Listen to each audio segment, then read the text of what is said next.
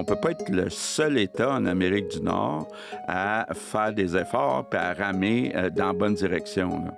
In the face of rising costs and tariffs from the US, François Legault is feeling more and more pressure when it comes to balancing the economy and the environment. So he wants to put some green measures on pause to help ease the burden on Quebecers. But are we really the only ones rowing in the right direction? And are stopping our efforts, even just for a short time, a good idea?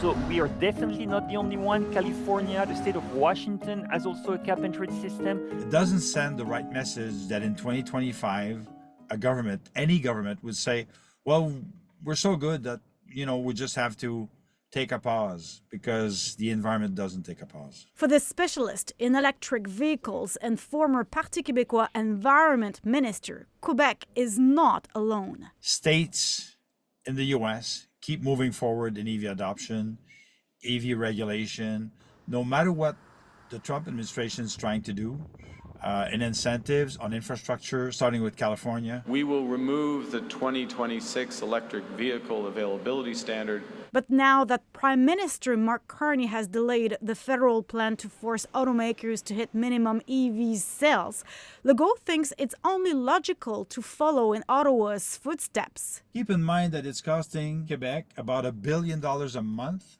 to import gas and diesel before tax.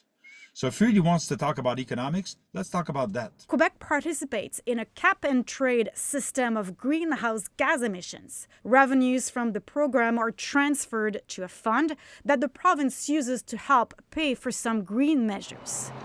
That's where money from the province's gas tax goes to. But now that Carney cut the federal consumer carbon tax, Legault wants to look at ways to use the money to make gas cheaper for Quebecers too. I don't mind to appease everyone to spend some of the money that is already collected through the cap-and-trade program to ideally send checks to low-income households that are the first hit by some higher prices. But this expert believes it would be wrong for the government to reduce the gas price directly at the pump. Because we want the price signal to let people know that they need to change their behavior. We need people to switch to non-emitting vehicles, to public transit, to active transportation. So this is why the price signal is important. Pinault is in favor of Quebec reviewing some of its environmental measures so they are more efficient and help the province reach its greenhouse gas emissions targets.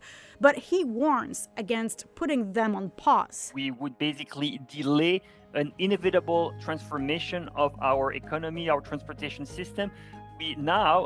We are investing record amounts in vehicles, gasoline vehicles that are basically creating traffic jams. The Quebec Conservative Party and the Parti Québécois want more equity for Quebecers compared to the other Canadians when it comes to gas price. So the CAQ is under increasing political pressure to do something about it.